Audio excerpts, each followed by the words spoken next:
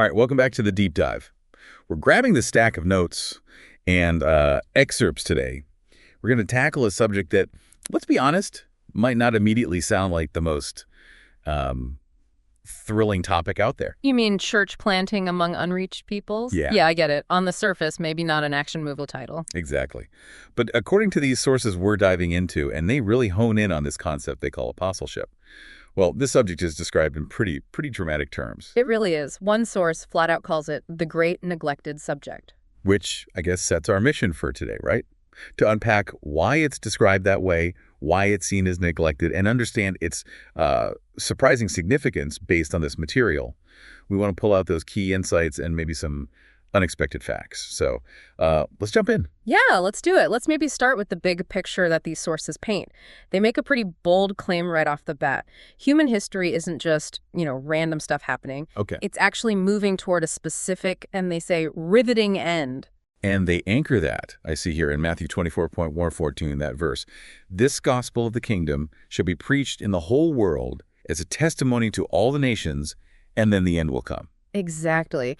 And what's fascinating is how the sources frame this. They argue that bringing the gospel to all nations is like the central drama unfolding right now today. The central drama. Yeah, on the human stage. They basically say what happens with Christ's apostolic envoys, that's the term they use, working among every single people group.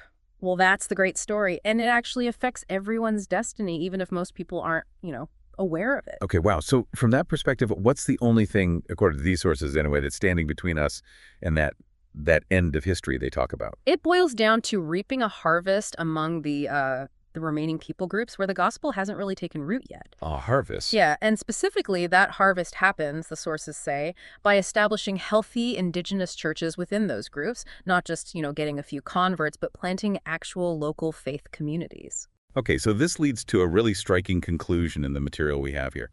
It seems to elevate this pioneer church planting work, especially among large unreached populations. They specifically mention Muslims, Hindus, Buddhists. It elevates it to the main event. That's the phrase, yeah, main event. They even call it the Holy Grail. A Holy Grail, seriously. Yep. It's described as the single most determining factor in the course and the close of human history. One source states it really emphatically, says there is no greater drama unfolding today on planet Earth. Wow, that's a huge claim. It's a powerful reframe, isn't it? And the sources then lay out 5 core convictions that seem to drive this whole perspective. Okay, so what are these foundational beliefs? Let's unpack those. Where do they start? Well, they start with what they call paramount importance. The sources stress that Jesus, between the resurrection and ascension, he repeatedly emphasized that bringing the gospel to all peoples is the highest priority until it's done. Right, citing verses like Matthew 28:19, Acts 1:8, kind of thing. Exactly. And they stress this assignment, it's still unfinished. Roughly 1/3 of the world's population is still considered unreached in this sense. Which means, from their perspective, these unreached peoples have to be the core focus, not just a focus, but the focus. Absolutely. That's conviction number 1. Number 2 is that this work, it's ancient and central. It's not some, modern missions fad. Right. It's as old as the Great Commission itself. And it's actually what all those New Testament apostolic teams did. They preached, sure, but they also formed and matured these communities of faith. And the sources point to Paul, right? In Romans 15:19, saying he fully preached the gospel from Jerusalem to Illyricum.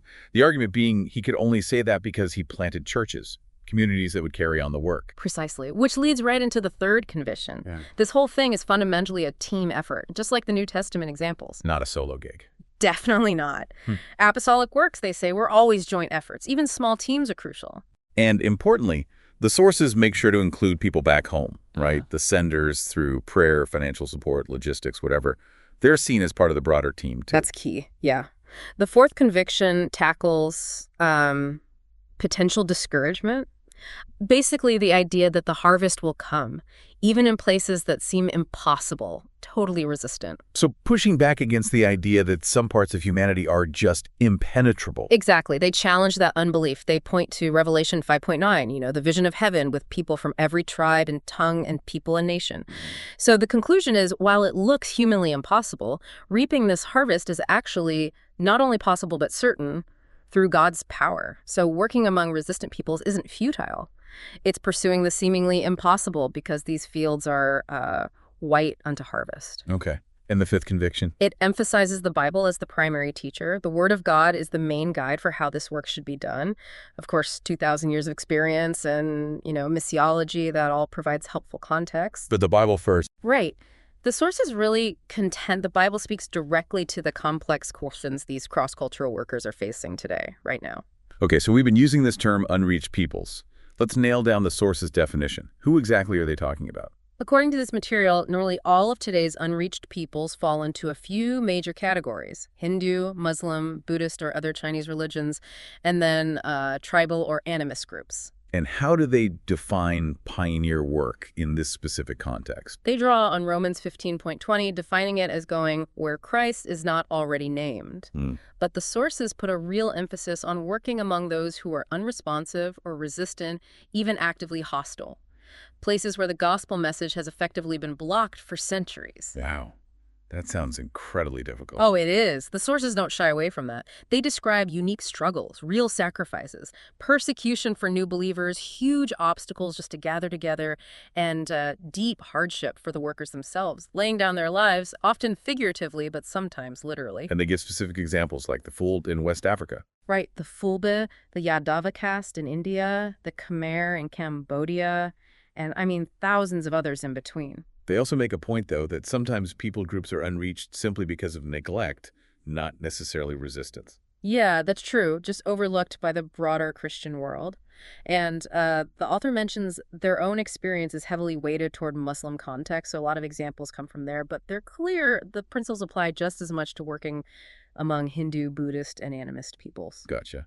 And just a quick side note, they mentioned some nuts and bolts, sort of practical things like security name changes for workers and some acronyms people might hear. Right, just field lingo, like CP for church planting, CPR for church planter, MBB, which usually means Muslim background believer, and CPM, church planting movement. Just handy to know if you're reading this stuff. Okay. Now, here's an interesting point the sources make. They talk about intentionally trying to minimize using words like missions or missionary.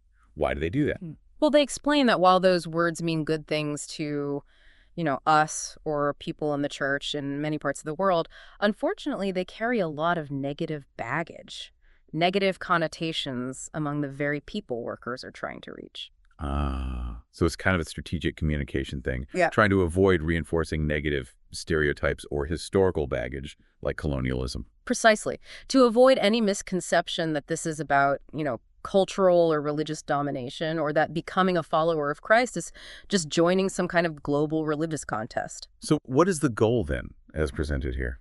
The goal is simply what Jesus calls people to, right? Experiencing forgiveness, real heart change, becoming his disciples. And the sources emphasize that the outward forms of that discipleship, how it looks day to day, that's going to vary across different cultures. It shouldn't look like Western culture exported. Okay. And the author really draws on their, 29 years of experience, especially with Muslims in different parts of the world and in agency leadership, as shaping this view. Right. Okay, so this brings us to what the sources call the absolute core focus of their material, or in that phrase again, the great neglected subject.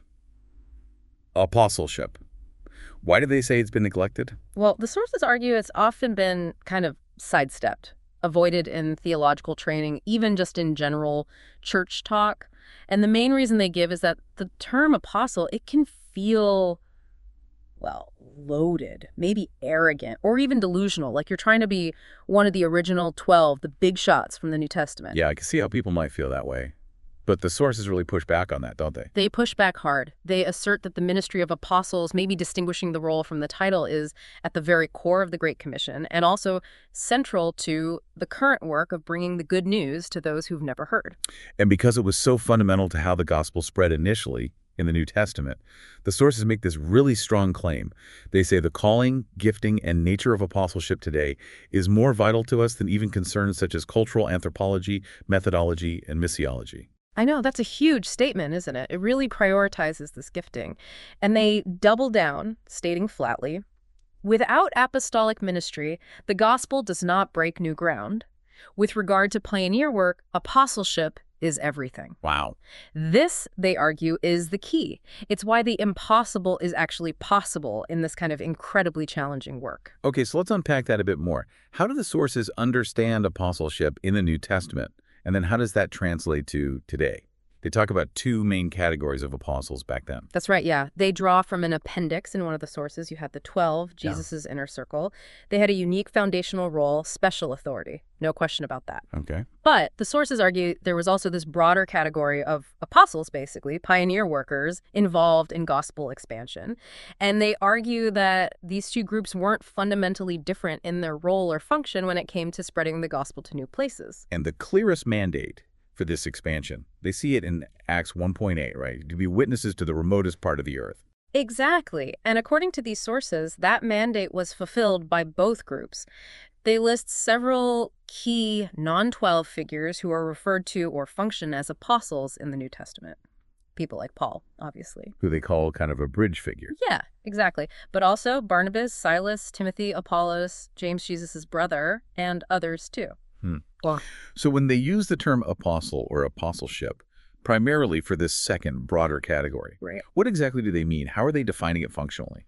Functionally, it's used specifically concerning the pioneer work of taking the gospel to unreached peoples, resulting in new communities of the body of Christ. Okay. So a fair working description, they suggest, of what this New Testament apostolic ministry looked like is basically church planting among unreached people groups. Right, which leads directly to a question I think a lot of listeners might have, and the sources tackle it head on. Are there apostles today? And the answer from these sources is a clear yes. They argue that apostles, or at least apostolic ministry, are just as needed and mandated today as in the first century. They talk about a special gift of apostleship, and they assert that this role, this function, it must still be active for the church to, 1, reach its full maturity, and 2, to actually reach all the remaining people groups. They reference Ephesians 4.11 there about the gifts given for building up the church. Okay, so let's dig into some more of the FAQs, the frequently asked questions about modern apostleship that the sources bring up. Second question, should pioneer church planters actually call themselves apostle? Use the title. This is interesting. The sources suggest it's perfectly fine, even encouraged to talk about doing apostolic ministry or being on an apostolic team, but they recommend real reluctance, maybe even strong reluctance, in personally taking on the title, I am an apostle. And why is that? Out of humility or recognizing different views on the term? Both, I think. Exactly. Humility and acknowledging that not everyone agrees on whether the title continues. The sources suggest the title itself might have been used pretty sparingly even back then. Maybe only applied when the calling, the gifting, and the actual fruitfulness in pioneering work were clearly confirmed over time. Kind of like Paul's experience in 1 Corinthians 9, where he had to defend his apostleship to some people. Precisely. His apostleship wasn't universally accepted right away. So the idea is you might not call yourself that, but others might legitimately recognize and refer to someone with that clear gift and fruit as an apostle. Okay. And the sources do note that using related terms like apostolic leader or apostolic type can be helpful sometimes, especially for people who are maybe uncomfortable with the historical weight of the title apostle. Fair enough. Okay, next FAQ. Can apostleship today mean like a positional role, a leadership title within a denomination, or maybe even a large local church? The sources say they respect that others hold different views on this, but based on their reading of the New Testament, they find basically no evidence for that kind of positional authority being linked to the term apostle beyond the original 12. So not like a bishop or a district superintendent kind of role. Right. They argue the 12's authority wasn't primarily about, top-level church governing in that way, and they see no support for the idea that apostleship today is about holding positional authority in a local church or being part of a hierarchical governing structure in a denomination. The focus is functional on pioneering. Okay. What about the makeup of these pioneer teams? Is just having a good mix of general gifts enough for a team to be effective in this really difficult pioneer work? Well, based on the observations reported in the sources, apparently not. They state pretty clearly that teams lacking someone with this specific apostolic gift, that breakthrough-type gifting they describe these teams, are rarely very effective in pioneer church planting contexts. Something seems to be missing. Okay, that leads to the last FAQ here. What about people who don't have this specific apostolic gifting? If you're on a team, or want to be, should you feel discouraged if you're not the apostle? Absolutely not. The sources are really clear on this. They point out that many, many people in the New Testament were vital parts of apostolic teams without being called apostles themselves. Think of all the people Paul lists as co-workers. Right. They emphasize there are many, many indispensable roles for workers who don't have this specific gifting or, wouldn't be recognized with that title. Everyone on the team is crucial. Okay. So if this gifting is so important, what are the characteristics of these apostolically gifted pioneer workers today? The sources offer some observations, but they add a pretty big caveat. Oh, yeah, a huge caveat. They stress this is not some rigid checklist, and these folks are definitely not supermen or superwomen. They absolutely have quirks, flaws, blind spots, just like anyone else. Okay, but tentatively, what are some general traits they've observed? Well, they tend to be used in a variety of ministries. They kind of make things happen, good at starting new things, that idea of creating something out of nothing. They usually have a history, even before going overseas, of seeing people come to faith and helping them grow evangelistic and discipleship fruit. And they seem to attract others. People get drawn into their vision. Yes, people tend to join them. They often have gifts in Bible teaching and leadership as well. But they can also be difficult. Yeah. The sources are honest about that. They can be quirky, maybe hard to get along with sometimes, thick-skinned, maybe a bit hard-headed. They don't back down easily when they hit obstacles. And potential downsides or flesh areas. Things like maybe overconfidence, being a bit over-assertive, maybe too independent, areas God often needs to work on. They might also have a tendency to want to kind of handle everything in the ministry, which can look like over-control to others. They have their own ideas, too. Yeah. Color outside the lines, as the source puts it. Definitely. But alongside all that, there's usually a genuine hunger for a deep relationship with God, they think, with broad horizons beyond just our church or group. And they often thrive on things that are challenging or risky. But they can get overextended. Easily, yeah. And personality-wise, they come in all stripes, extroverts, introverts, showy, non-showy. The sources mention Apollos as maybe winsome, Paul is very driven, Barnabas having more of a pastoral, encouraging bent, different styles. Okay, but is there a key commonality the sources highlight? Yes. A really crucial one seems to be that they are always on the lookout for key openings. When the normal ways forward are blocked, they don't just stop, they look for other doors, other angles.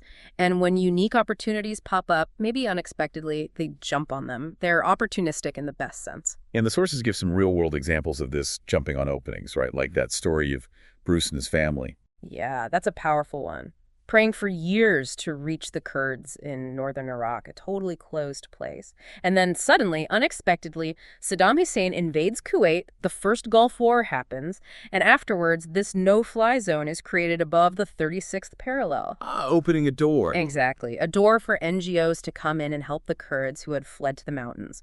Within a week, Bruce's team was heading in, not really knowing what to expect, and the sources describe a tremendous harvest, eventually coming from seizing that completely unexpected opportunity. Wow. Or the story of Joe and Kathy, who wanted to reach Albania back when it was locked down under communism. Right, so they couldn't get into Albania. They moved to Kosovo, working among ethnic Albanians there, just waiting, praying. And then communism fell. And bang, it fell suddenly. They didn't wait, didn't form a committee. They went straight in. The sources say within a week, Joe was literally preaching in the main square in Tirana, the capital, standing on a fallen statue of Stalin. No way. Yeah. And a church started basically at once. Incredible readiness to jump when the door cracked open. Amazing. The sources also tell the story of Jamal, a national worker in Central Asia. His calling seems quite dramatic, too. It really is. It involves significant dream. He was understandably worried about his family's safety if he went all in on pioneer work in a tough area. But God gave him this vision, this dream of his baby son safe and sound in a cradle perched high on a mountain peak. A reassurance. A powerful reassurance that God could and would care for his family, freeing him up to go into the harvest field. And the sources say Jamal went on to plant several churches in his own city and was then formally commissioned and sent out by one of those new MB churches he'd planted to start pioneer work in a completely new city. That's incredible. And the author shares a personal reflection, too, about overlooking Cairo. Yeah, back in 1984, looking out over this vast, sprawling city, millions of people, and connecting that feeling with Paul's driving passion in Romans 15. That desire to preach not where Christ was already named. Exactly. To get the gospel to cities and people groups where there was no church, no witness, so that those who had literally no news of him would finally hear. The author reflects on that profound privilege, that potential of being the very first person to ever explain who Jesus is to someone, being his representative in that moment. That really brings it home. Which takes us back to that phrase, the sources highlight the one from the pastor who stumbled over apostleship and accidentally said impossible ship. Right. And the sources kind of grab onto that and say, wait a second, that's not bad. They embrace it, saying, yeah, that's a pretty good description of what this ministry often feels like. Creating something out of nothing. Exactly. The work of creating something out of nothing. That's how they put it. So just to recap that idea, Mm. describe that work again from this impossible ship perspective. Okay. It's moving into a city, or maybe focusing on a whole people group where there are hardly any known followers of Christ, maybe none. Often it's an environment that's resistant, maybe even hostile. And somehow God uses the worker, the team, to bring into existence a living, breathing body of believers, a church. Which looks humanly impossible. Totally. Which is why they argue it requires this special anointing and gifting. It's not just good intentions or hard work, though those are needed too. It takes something more. And the deep motivation for focusing on groups that might be resistant, like Hindus, Buddhists, or Muslims. Where does that come from? The sources are very clear. It comes from loving concern, just the core belief that everyone, regardless of their background, needs to hear about Jesus and have the chance to respond. They also specifically address the historical context with Muslims, acknowledging things like the Crusades, the negative impact, the resulting distrust, and recognizing that often Muslims are taught things about Jesus' followers that simply aren't true. So the worker's role includes correcting those misunderstandings. Yes, absolutely. Part of the work is becoming really proficient in things like Islamic history, the culture, the language, so you can communicate with maximum sensitivity and respect and accurately represent who Jesus is. And it's not just a one-way street, is it?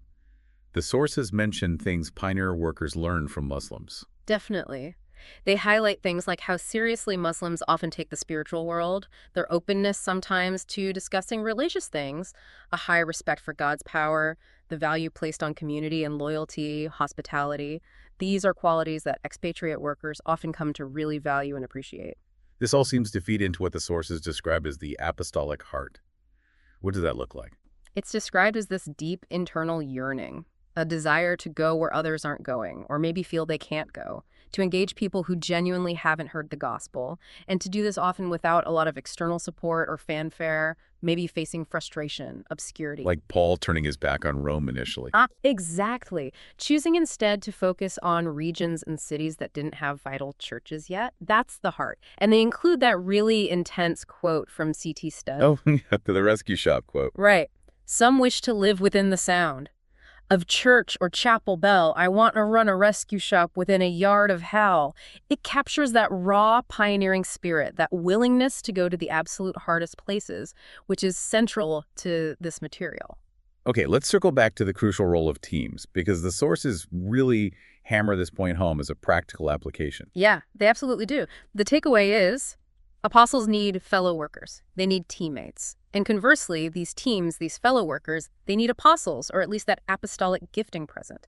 Together, that's what forms these viable apostolic teams. And they share some pretty stark observations about when this doesn't happen. They do. They talk about seeing team leaders who clearly have this apostolic gifting, but they don't have a functional team around them.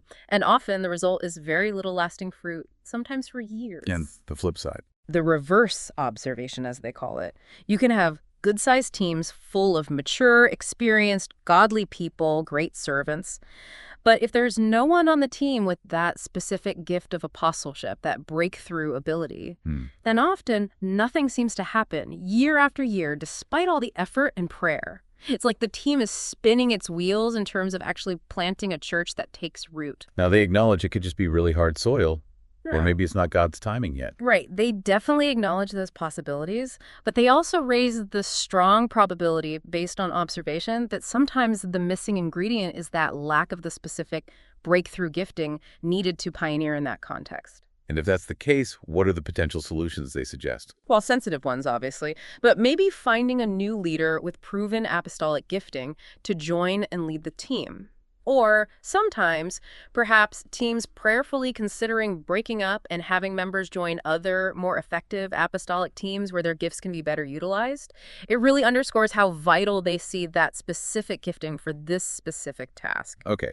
Finally, let's look at the impact Paul's own deep awareness of being called as an apostle had on him, on his ministry. The sources detail this quite a bit.